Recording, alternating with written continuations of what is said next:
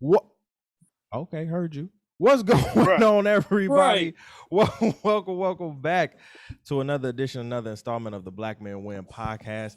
With your boy Ty the Pod Guy. Listen, we got a great brother Man, on the line today, and man. as part of the Come on Black now. Men Win tradition, the first question off the rip is gas yourself. You feel me? So usually with this brother, because I know him so well, usually I would introduce him. You understand what I'm saying? This But man. this This man. podcast, I'm gonna let my man's introduce him and introduce himself. I'm sorry. And see, Man. here's the thing, bro. Don't be shy with it. I knew you Let was about him to say that. I knew you was let about to him say know that. your credentials, because you know how I am. Let him know your credentials. You feel what I'm saying? Don't be shy, because Yo. every time I have one of my interviewers or somebody come on my podcast, y'all want to be timid and not tell them y'all greatness. No, y'all gonna let these people know y'all greatness. All right, Look, so let the man. people at home know who you are. Gas yourself, brother. Yeah, I'm gonna do that, and then I'm gonna explain why I think we be so on the side. So first and foremost, man, what's going on, everybody? If you don't know, my name is Dwayne Lewis. I go by Wayne most of the time, Ranger Wayne if I'm out in the wild. Yes, sir. But I am a project manager for Carving Story, first and foremost. A creative agency out here in Grand Rapids. We've done international work. So yeah, that's just been a blessing in itself. Going over to Big Camp and Wild Boys. Wild Boys is the clothing line. Big Camp is the outdoor organization that was created to inspire Black and brown people to, take advantage of the outdoors and, get back to their roots. You know what I'm saying? We've been stripped of that for so long. So to rebuild the trust and love and appreciation for nature, through dope content is, and super cool trips is the whole vibe for that. So shouts to Big Camp, connected to Wild, the brand that's been going for forever. Worked the top of rocket with us for so long. You feel me? What we asked to not in between. Music in a Bottle podcast.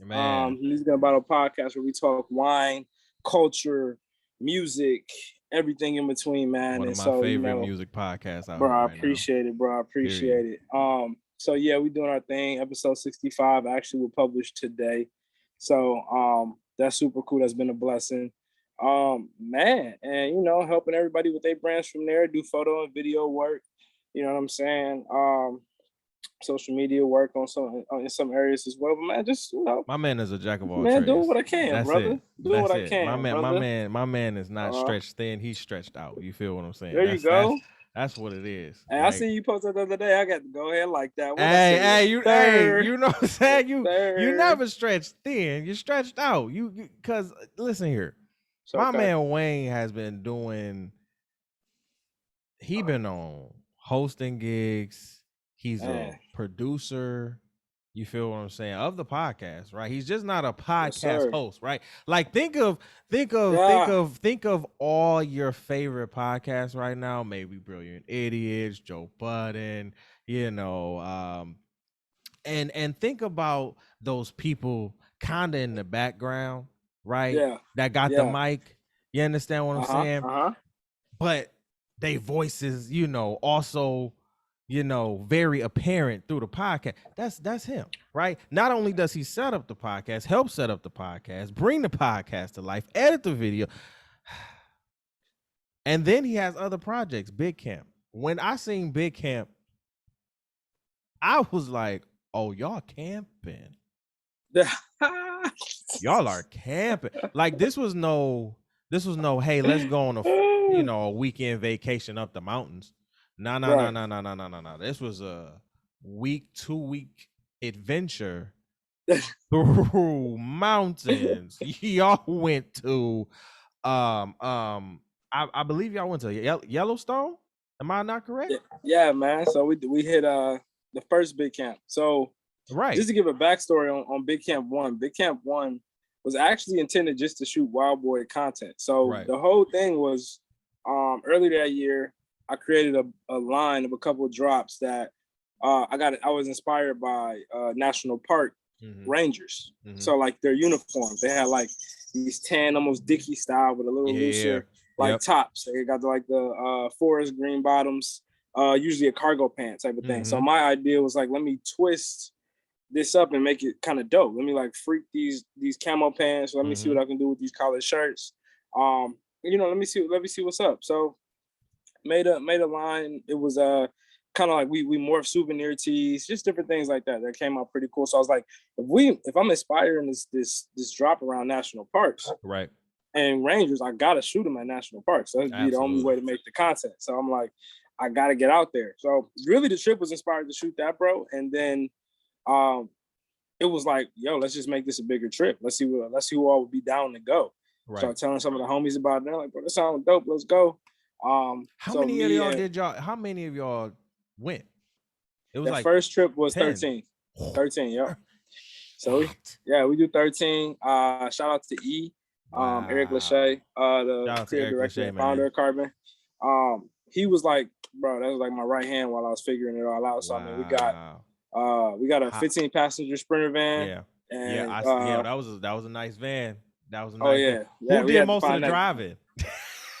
We split it, bro. That's the thing. We split it. Okay, that's good. Look at that. Look at y'all. So I mean, it's a part of that thing. I think that's the thing about Big Camp. It gets us back in that idea of like community, where it's like, all right, everybody does their part to make sure we're good. We good, like, absolutely. We made somebody on the trip was cooking for sure. Like we had breakfast every morning. Who was cooking breakfast? Right? Yeah, that's somebody on that. We had a tent set up. Everybody get the tents together. Everybody pull the luggage out the van. Who's setting up? You know what I'm saying? Who's scavenging for firewood if we need it? Like so it was different roles and different jobs for people, but ultimately it brought us together because you relied on each other to survive theoretically for like a week. But from that first trip, man, and it was beautiful, bro. We seen everything. We got all the content, of course, but we seen everything, bro. That was like, it's like looking at a computer screen in real life. I say it all the time. Like imagine looking at like those computer backdrops of a valley and like the Apple joints, and you like actually seeing this in real life, and it's just like, bro, what am I like? I never seen this in my life. This is crazy. Right. So coming back, and we did a little bit on the first trip, we documented the journey. So we had interviews from people talking about their experiences, how nature makes them feel, things like that. I seen that. That was dope.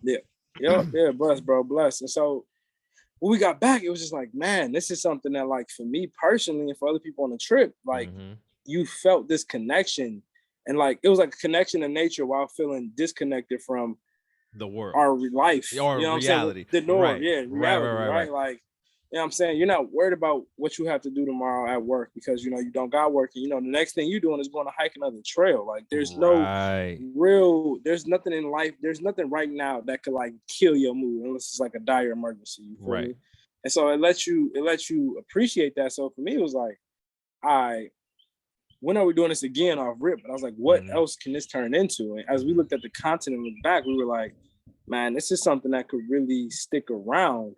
To help just bridge that gap, especially being like from Detroit, but then, living in Grand Rapids. Absolutely. These are two biggest cities in Michigan, you feel me? And they both have inner cities that have kids and young adults who are feeling like lost because they're stuck in these boxes. Absolutely. And so from that like kind of really pushed like the idea of like, all right, we want to make Big Camp an organization, but how do we make this something that's sustainable? A lot of A lot of volunteer organizations, nonprofits.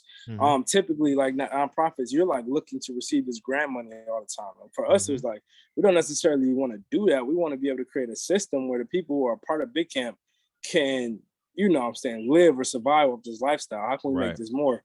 Carbon also played a big part into it because of the content side of things. Right.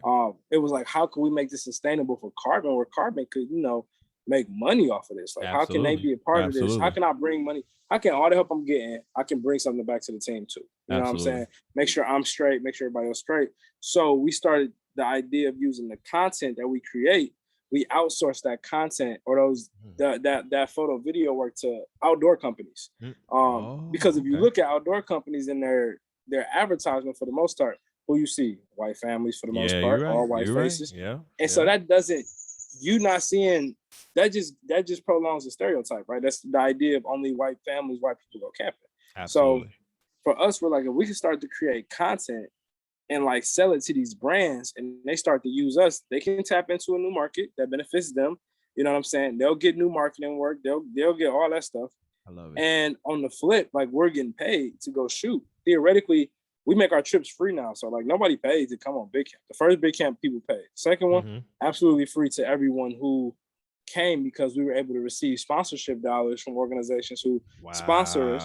But on the flip end of them sponsoring out us, to big camp for getting we do the work. Bag. Yeah. So it's like, bro, it worked out. Bro, it's not just about taking that cheese, it's about providing value. That's for any company you want to be a part of. How are you as a single being or entity provide value? And that's what we wanted to do. We wanted to make sure we provided value. And with that, you know what I'm saying, we get compensated for the work, and we get to also do the back end of bringing our people out to the woods, and they ain't got to pay for it because expenses is what'll stop you. Exactly. Oh, we going out west, but it costs $500. I know I ain't got $500. It's bad. Exactly. Bro, it's like, bro, no, you feel me? It's bad. No, now it's like, all right, look, let's do applications and we can just select from the stories they tell us, select 15, 13 people, and we take them. It's the big camp, man. Wow. And now we're here, bro. So out of the and we'll get to my questions in a minute, but I like this topic right now.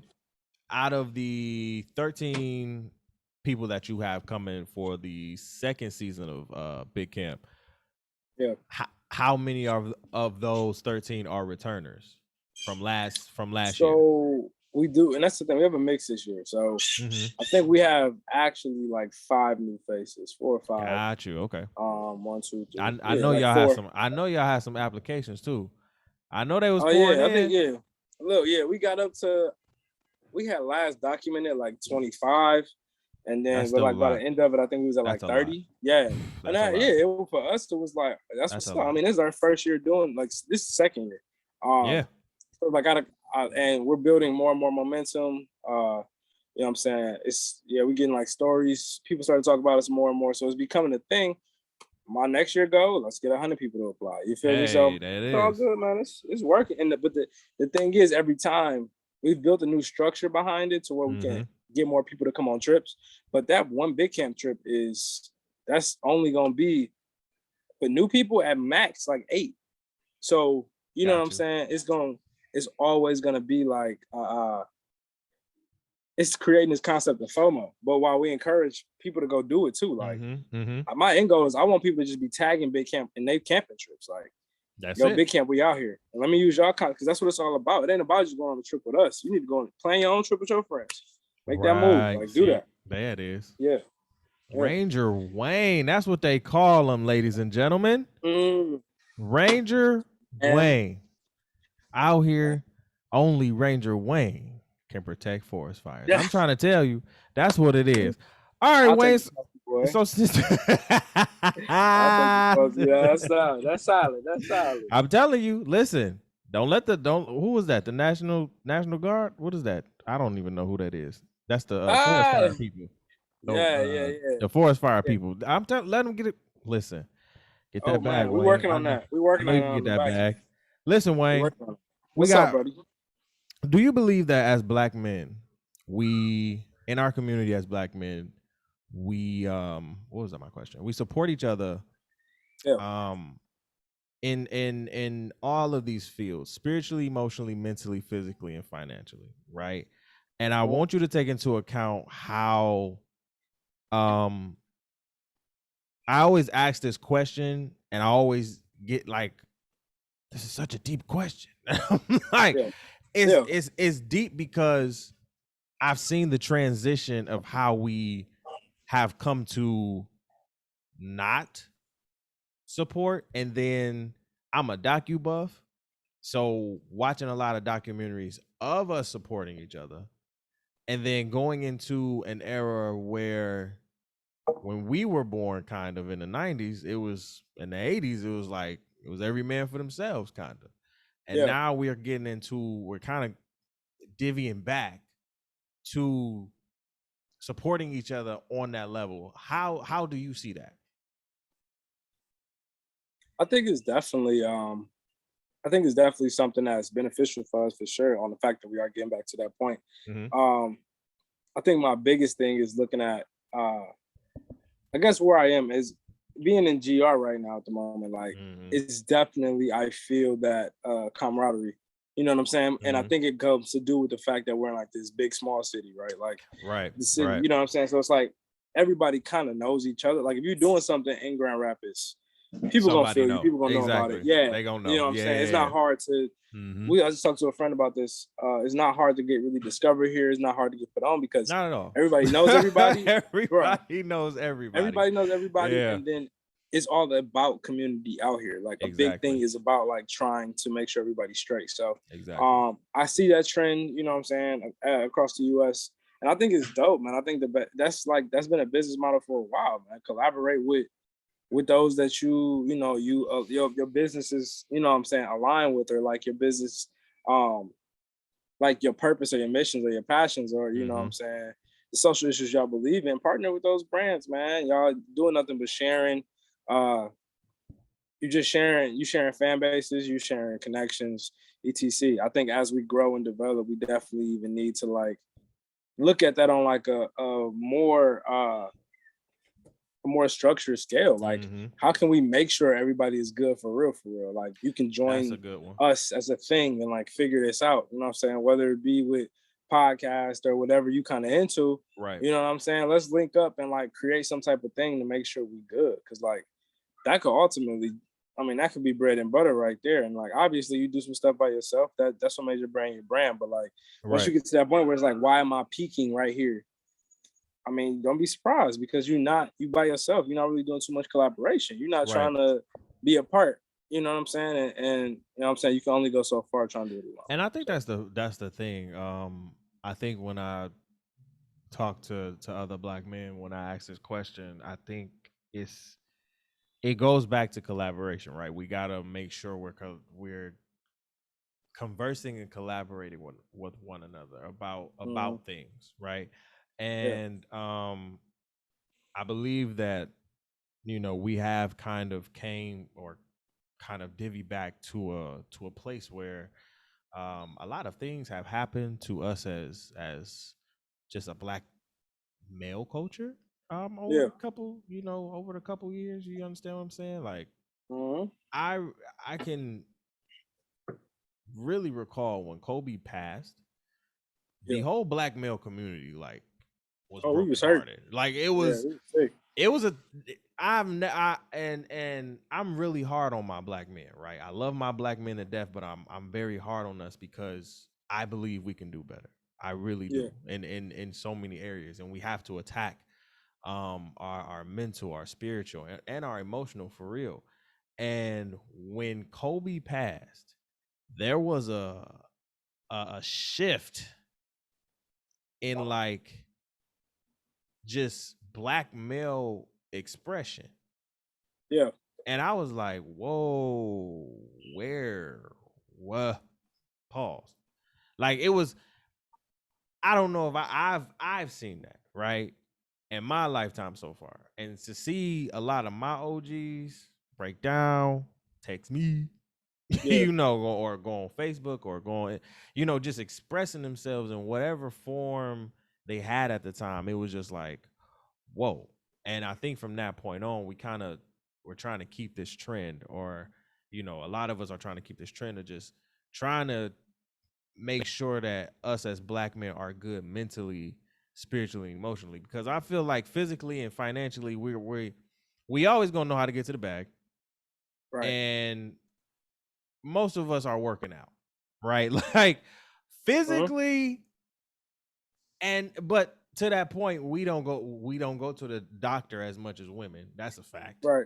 You don't understand what I'm saying? Like we're not taking care of our bodies as much as we need to. And it's just things that we need to do that I feel are just sometimes common sense that we know that we need to do. You know what I'm saying?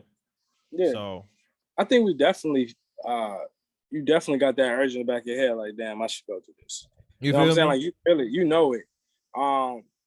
But it's, I think socially with like, I don't know, especially in the entrepreneur setting, is your mind is so wrapped around whatever it is that you feel like you need to be doing. Talk your that shit. Is no like, bro, I don't have time for that. I don't have time to go to the, even though the doctor gonna take you an hour and a half out your day. Nothing. Oh my God. It's the I don't know. The fact that it's you your feel time. It's the time. It's your time. It's your time. You know what I'm saying? And you know what you want. You want that grind right now, bro. You really moving, and you ain't trying to. And I get it, right? You ain't trying to go to the because I gotta get this. You know, I remember doing the we have the next 6 episodes were pre-recorded, already done episodes that I did. And so episode 2 I do with my boy BJ from Detroit, and he a fellow podcaster too. And I just posted a clip on our Instagram, and he just spoke a lot of just life into accountability and respect. He was just talking, and I forgot like we had this conversation, and I just posted it. I was like, yo, he was talking. He was just talking about like, yo, us as men, and this is a lot of men. I'm not gonna say all men, but a lot of black men for real are thinking about every other thing other than probably themselves. Yeah. Right? Like, I'm not saying that, you know, the black man ain't selfish. I'm not saying the black man doesn't think about just, doesn't think about himself, because we know something that, of course. Yeah. Facts. But and I always say I never sit here and I'll never sit here and make excuses for a man, black, white, blue, green, whatever, who decides to shoot up the club, decides to do what he wants to do because he want to do it. You made the choice. You got to live with the consequences. Very true. in that moment, right? He thinking about a lot of shit. He got a lot. The number one thing mostly on black men's mind is bills, and most of the time, that could be child support, your children, bro. That could be spousal support, your ex-wife. That could be work, car, house, all of that shit. Now, you put yourself in that situation, but I'm trying to hit on a perspective where men are literally sitting here like trying to get fit, get financially fit. Yes. And they not worried about hold on. They not worried about the spiritual, the emotional, or the mental. They ain't even got to the mental. They ain't even got to the mental yet. None of that you talk about at all. And so when I ask this question, I'm like, yo, do you think? Because a lot of us are like a small percentile who are working on all of these. Like, let's keep it a bit. We're a small percentile of black men, young black men, for real, because I see y'all are young black men who are working on this. And it's trial and error, first of all, because we trying to sift through a lot of shit and see what's all down there and shit, because we not trying to be, no disrespect to you, our OGs, love y'all, but we not trying to be like that. Yes. We're trying to elevate. Bruh. And I mean, I think at the end of the day, we, not knowing it, they put us in a position to be able to do this. You know what I'm saying? For them, it was like that whole generation was like, all right, I'm coming off my mom's like being a housewife, not working at all. Right. You feel me? We in here on, you know what I'm saying, our last littles, you know what I'm saying? So their whole thing was, let me try to make this better for my kids. Like, now I lived through that. I seen what that childhood was like. Now let me flip the script. Let me work a little harder so I can give them the life that I didn't have. But they don't understand by having that life that was so. I know for me personally, this is just speak for me, because I know people that had a struggle compared to mine. And I'm not saying like we was just like on, we wasn't rich, but my mom put me in a position to be able to make decisions that she didn't have the opportunity to make. She had to do something. You know what I'm saying? There was no, oh, well, shoot, maybe I could, maybe I can go try to be an entrepreneur and I can go do a podcast. No, they don't get that. She doesn't get the luxury. Oh, let me start my own business. no, I can't do that. I need to go to school and get a job because my peoples couldn't do that before me. And now I got some opportunities. So this is that. And I think on the flip, for us, because we got that life from them, we understand now that even doing that doesn't get you that dream that we all want. You can't just go to school, go find a job and get, no, yes, that's the safe route. Like that's the easiest route. Okay, let me go ahead and do this. I'm gonna fit the norm they want me to fit too. I'm never gonna make, you know what I'm saying? I might make $100,000 a year, but I'm never touching 200, 250. Exactly. I'm gonna always, before I die, I'm gonna always make at least 150 to 200, but nothing over. Exactly. You know what I'm saying? I got to make sure I live in these decent burbs. You know what I'm saying? I can't go get a house and build mine from the ground up. No, I got to stay in these burbs. I think for us, we see like school not getting you just that. No regular job is not getting you just that. You need to work within your passion to build the life you want to live. Exactly. And right now, for us, my mom's got double majors, and her job right now, she making cheese over 100. But I don't want to make over. I want to make over 100 million. Exactly. I don't want to make over 100,000. I want to make over 100 million. Tell about it. I'm trying to live in my passion and make that something at the end of the day I can live off of and live for and provide for my family with. Absolutely. I don't want to provide with my family kinda a lot of money and, you know what I'm saying, work like a dog. No, I want to be able, as my kids growing up, you want to learn about science? Well, we're going to take you and your homies to these national parks and y'all can come study out here in the woods. And that's it. And that's it. That's what I want to do. That's the life I want to live. So that's why I work how I work. I believe my mama instilled in me a sense of entrepreneurship very early. Very early. I can recall her just cooking on the side. Yeah. She was working at MGM Grand. And she would cook dinners on the side on Sundays. Out her crib. Yeah. And I remember creating a website for her at like 10 years old. Oh yeah, you going crazy. I'm like, going crazy. Yo, I don't know. That. Mind you, y'all, I don't know what the fuck I'm doing. Right. Right. Yeah. And I think this is when Wix just got around too. So Wix has been around for some years. Good Wix. This is probably when Wix just popped up. Squarespace and all of them just popped up. They was literally like, nobody knew them for real. Like, not for real. Nobody knew who they was. And I didn't know what I was doing. And I just made like just a simple website. Right. Yeah. And it was just like mad simple. And yeah, we made like flyers and everything. And she instilled that really in me. But she also instilled in me that work. You feel me? Because you got to get that paper first. You feel me? Right.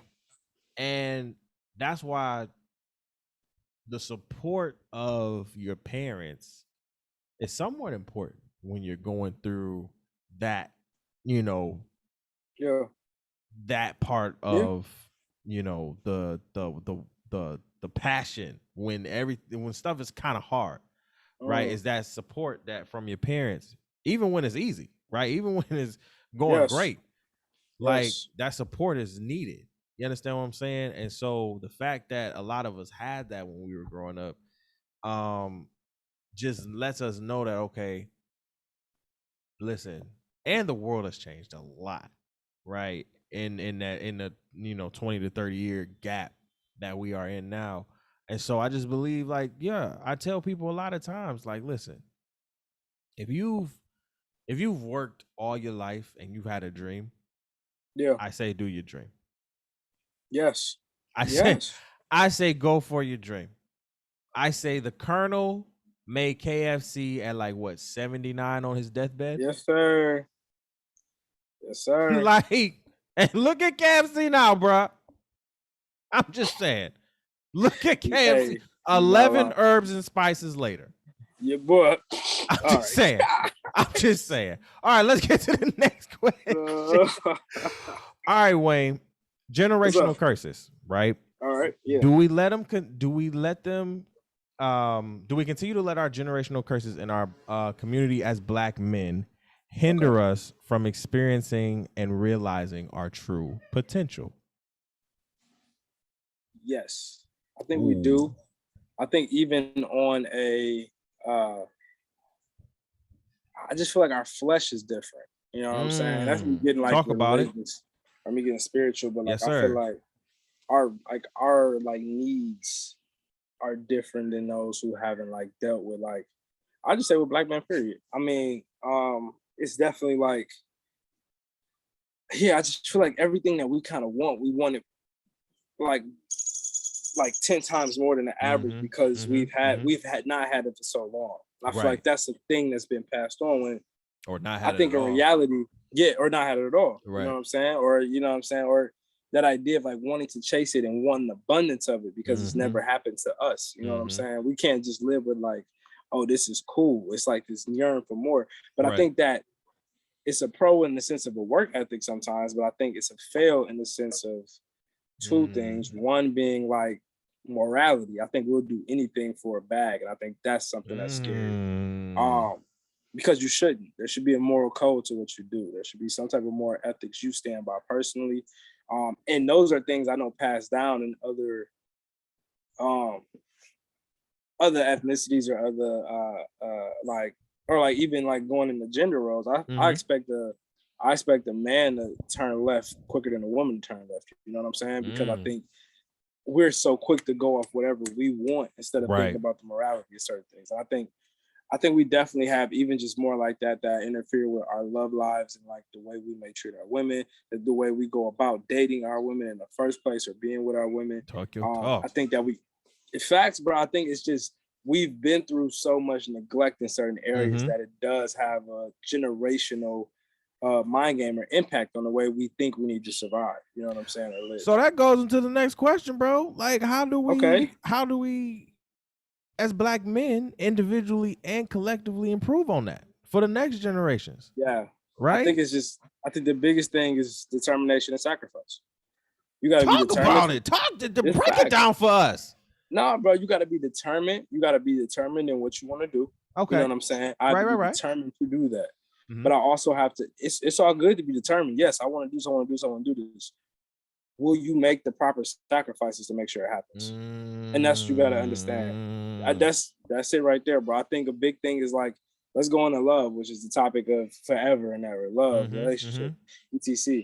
I was just talking to a homie about this. I think the idea for us is we want to, because we've been I don't want to say this without being getting canceled, but like you say like the idea that we have as African Americans and people coming from an African root and heritage, we're naturally community based. That's why I think we're finally getting back to it. You know what I'm saying? But I think that going through the last 500, 400 years with dealing with a colonial mindset being like brainwashed into us, I think it makes us want to live like that initial mindset, which is that more of a savage, I need to have it all, I need to conquer. You know what I'm saying? And I think that for us, we do that in all things. We want to conquer in our jobs. We want to conquer in whatever field we're in. We want to conquer. Some people maybe want to always be the leader of their friend groups. And I think that goes into our love is we want to conquer all women. We don't think about just taking one and nurturing that and loving that and being loyal to that and just trying to make that the best thing that she can be. That is an effect from that all that turmoil or all of the brainwashing we've been accustomed to dealing with a colonialized people. Right. And so, yeah, I think that at the end of the day, for us, the only way we can fix it again is to be determined to break those, but then have the discipline to also do it. Do you think at this current point, as black men, we are capable to make those sacrifices, as you say? Yeah. I think now we're getting into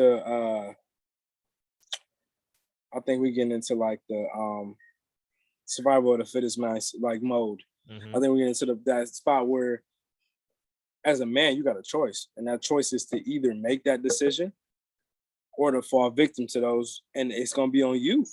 And your generations to come are going to be in effect because of that. Absolutely. And I think that's how I try to like look at it more. This lifetime isn't even about me. This lifetime is about what I can do for the next one. It's like, what legacy is left when I pass? That's it. Like, what's happening? That's it. Like, yes, I want to live in it. Don't get me wrong. I want to enjoy it, but I want my kids to come through and be like, my dad did all of this. I'm about to do all of this with the bag he left. Like, yo, I was just talking to myself about that. I was actually talking to God, y'all. But for real, I was talking to myself and God about this. Like, for real. Just had a convo about that the other day. Real talk. Like, I'm upstairs, like, as creatives and as content producers and everything, we really go hard for ourselves, right? And I know this is kind of off topic, but we go hard for ourselves.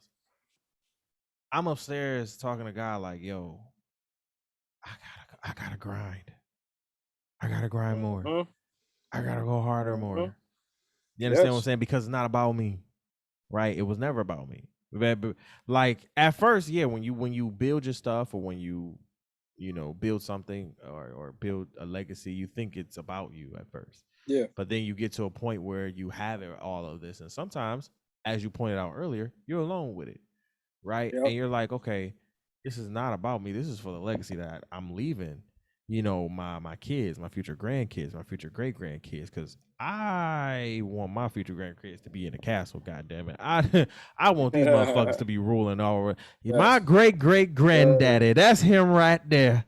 That's him right there. Tyronza Devontae Hicks. That's him right there. He was born 1994. Yes, sir. Yes. In the year 3000. Do you hear what I'm saying? Like, I want them to be on like that shit. Like, for real, it's really about building that legacy and really stopping the kind of infinite loop that we're in of just like trauma, not fixing it, throwing it on our black women. Yep. Okay. Yep. That's fine. Not really understanding, not even understanding the already trauma and things that they're going through. We just without even realizing that. Without even understanding, because we caught up in our own shit. And we don't take the time to be like, hold up, are you good? Hold up, do you need anything? Hold up, what you need? Like, if we stop somewhat being selfish mentally when it comes to our traumas and everything, and don't get me wrong, as me and Wayne said, we're not putting down anybody's traumas. Hell, we both have gone through our, separate, we're growing. As black men, we're growing. We're adults now. Shit, this is adult life. You feel me? And this is what we live in. But when you have, I think the greatest thing about, our culture as young black men is that we're kind of there for each other. You understand what I'm saying? Like, it don't matter what you doing or what you getting and how you getting it. We kind of all there for each other. Like, I can pretty much say all the black men from college, give or take, I know them and I'm cool with them. Like, it's never like, of course there's some people up here, there's some people down there, some people in the middle. It's like that. But all of them are cool. We straight, and I wish them no bad blood. You understand what I'm saying? So it's like, I hope that we can kind of stop this infinite loop of just, letting our trauma kind of internally destroy us and then externally destroy others. If y'all get what I'm saying. Yeah. We got to work on that. We got to be scared. We got to stop being scared of going to therapy. Okay. Like, even if that's, sometimes talking to a friend, I get it. Like, a lot of black men, when they hear the T word, they get that. Oh my God.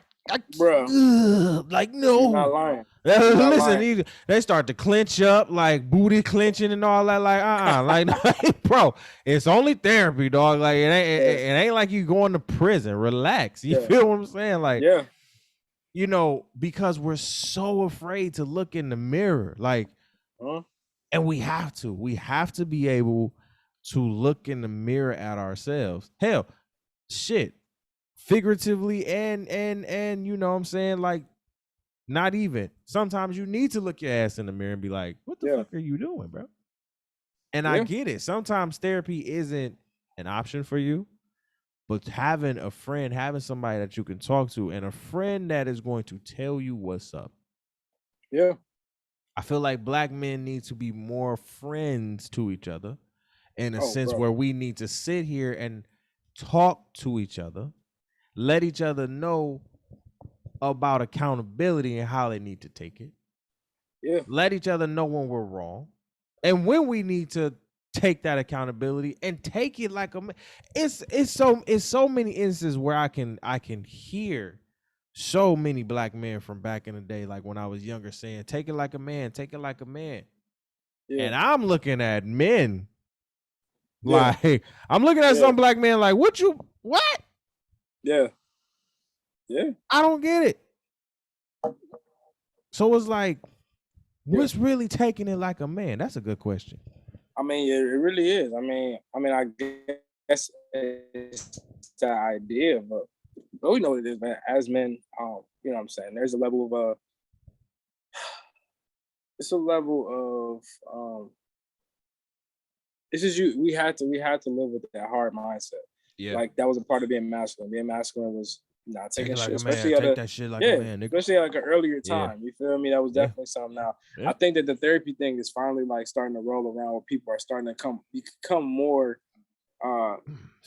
more okay with therapy. Oh, of course, more okay with therapy and like the word therapy and like what that means and what that represents. I know for sure. I feel like I definitely feel like it's more prominent in women for sure. I think women are a little more open to talking about their feelings or wanting to unpack certain things that we aren't necessarily ready to. And it's personality based too, don't get me wrong. I just feel like a lot of women I talk to are usually the ones that will recommend me therapy. And I was always like, but we actually just did a project where we, you feel me? I was like, I talk to the homies sometimes, but I'm cool. Like it's cool. But we just had an interview where we were working with GRAHI, which is Grand Rapids African American Health Institute. And they were doing videos. They were doing videos about mental health and why we need to, look back at that idea as a black people and like start to think about everybody needing a therapist and want to talk. And so the first woman came, I forgot her name. She was a therapist, and she conducted all the interview questions. At the end of her interview, I'm like, I need therapy. As soon as she got done talking, I'm like, you got a card? Like, no, legit, you got it. Bro, and she like, well, I'm booked, but I got a homegirl for you. Here's the website. Come on, listen here. Yeah, like, can I just say, like, therapists are getting these bags out here. Bruh. Okay. Oh, bro, she hit me with I'm booked. I said, well, all right, I guess I ain't the only one that need help around here. Big booked. Therapists are like, oh, what? Bro, thanks. What? I'm not the only one that needs it. I see. I hear that. Bro, so that definitely put me in a position to be like, oh yeah, it's definitely coming. Like, yeah. I feel definitely that, bro. coming. Absolutely. Last question, Wayne. What does Black men win mean to you? When you hear the phrase, when you hear the phrase Black men win, what does that mean to you? Black men win. I think Black men win to me is the idea of winning in all areas of life. I think I look at that portion of it. So absolutely, again, we always look at that win as that bag, which yes, that is one win for sure. That's a win. Yes, well, that's a nice one. That's a nice dub. You know what I'm saying? Yeah, facts. But I think the idea of looking at it like, yo, we win mentally. Like, yes. You know what I'm saying? We are taking care of our bodies and our minds. You know what I'm saying? Yes. Spiritually, physically. You know what I'm saying? And I think I think we look at the end goal. We gotta see the mansion, right? But like, take that next step. Like, yo, you started your business and you posted successfully for a month. Mm-hmm. Proud of you. Like, you finally got that schedule together because you was a little off with that, or you know what I'm saying. I know people be like, yo, making fun of like the LLC thing, and I get it. Like, you know what I'm saying, that's just the start of whatever you're doing. But like, I'm not saying brag and boast about it, but be proud of yourself for every step that you're doing to get better. Absolutely. Take 1% every day to get to 100. So look at it like that.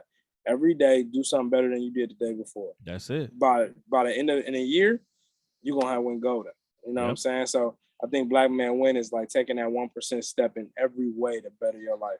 whether you know what I'm saying, you understand what you need to cut off because you understand how you need to get disciplined. You know what I'm saying? Whether it's you for me spiritually, you get closer with God through relationship. Mm-hmm. Anything like that's a win. So black man winning is black man doing anything to better themselves in any area of life. Come on, Wayne.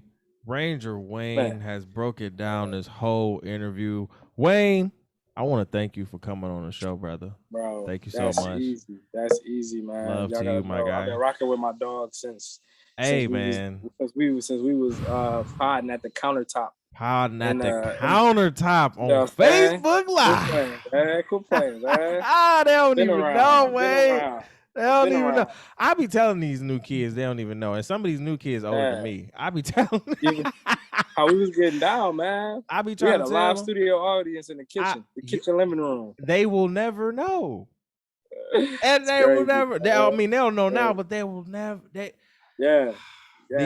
amount of. Man. I gotta bring you on the After Dark show so we could just reminisce about the good times and shit like that. Talk that shit because it was just like I'm gonna make it happen, man. Oh my god, the amount of just like craziness we had during that time. Yeah. I'm telling folks, like, if y'all was there, it was a vibe. Yeah. It was a moment. Yeah. It was definitely. You look back on that winter. That winter 2016. that winter 2016. What a time! What a time! Woo! What a time! 2016. Look, all gold rings, man. It's 2021. We have grown up now. We have But just don't play me though. Don't act like I didn't get down. That'd be my whole thing. Like that's it. I done changed my life, but understand that. Look, there was a time. There was a time where you was talking to a different man. Listen, different men. Do you hear what I'm saying? Different men. Ranger Wayne, where can they follow you? Where can they follow Big Camp? Yeah, man. Where can they follow Wild Clothing? You can follow the guy _ is Wayne's World on IG and everywhere else. Big Camp is wild.bigcamp. And check out, you know what I'm saying, more alerts. We'll be having applications open soon. We're going to do another joint in the fall. So be on the lookout. Oh, snap. You know what I'm saying? It's just, bro. Oh, y'all getting the bags like that, man? Gotta crank them out, my boy. Wow. You feel me? Music in a Bottle podcast all the way through. Shout out to the boys, Daryl, Paul Mahomes, Jamel, Cab, Jay, who is out in Cali right now. You feel me? He is actually at a winery for the season doing his thing. Daryl, one of the top realtors in Grand Rapids, man. Yes, sir. Brokers in Grand Rapids. So just shout out to them. I love my brothers to death. Like-minded people that make me better every day for sure. Carbon Stories, if you need that digital media content anywhere across the globe. Yes, sir. Carbon Stories. We forward. That's Carbon Stories all the way through. And bro, before I even get off, Wild Boys, obviously the gang. Shout out to the dogs. But to you, bro, I just want to congratulate you on, you know what I'm saying? I think as black men, we don't give each other enough roses, which is something we do on the pod all the time. Appreciate it. Bro, we definitely gotta, bro, you've been at it for a minute. You know what I'm saying? We all the naysayers, doubters, whoever, push through it every time. Bro, I appreciate you, bro. They talking about one pod, you got 4 of them. You got a network, my nigga. Networking, it's all you, my nigga. And I think that's something. That when I talk about that discipline, that's what I mean, bro. Just going at it, regardless, you going at it, figuring it out. Nobody's perfect, but bro, you doing your thing. So I'm very proud. It's crazy how far these boys done got, man, from partying and turning up and throwing youth parties to now look at us, man. So big ups to you, bro. Big ups on everything you're doing, bro. Whenever you need me, I'm gonna call away, bro. Hey man, love, bro. I appreciate you. I appreciate you, man, because you've been out here doing your thing, brother, keeping me on my toes. And that's one thing about my friends in Grand Rapids. The ones who really keep me on my toes, because I'm always watching them. You understand what I'm saying? Yeah. I'm always watching them grow and succeed. So I want to see, and not necessarily, I think, like you said, as black men, we definitely don't give each other roses, and we definitely just sometimes compare ourselves to each other. And it's like, we don't need to do that. You know what I'm saying? Like we in each other's own lane, and we're beasting. And we're feasting. Yeah. We out here getting it. So I appreciate you, brother. I appreciate everybody for listening. If y'all want to check out the podcast, follow us on Instagram at _BMW podcast. Yes, I said _BMW podcast. Yes, that is BMW. Okay, not the car. Yeah. Okay, not the car. This is the podcast. All right. Make sure y'all follow Ranger Wayne. You feel me? I'll have all of his work. You feel me? With Carbon Stories, Wild Clothing, Wild Boy LLC. You feel what I'm saying? Because you know that's coming. Big Camp. Carbon Stories will have that all in the description box when this podcast releases. So we thank you. We appreciate you. We love you guys for listening. Thank you, Wayne, for coming through. And this has been another podcast. We out. Peace.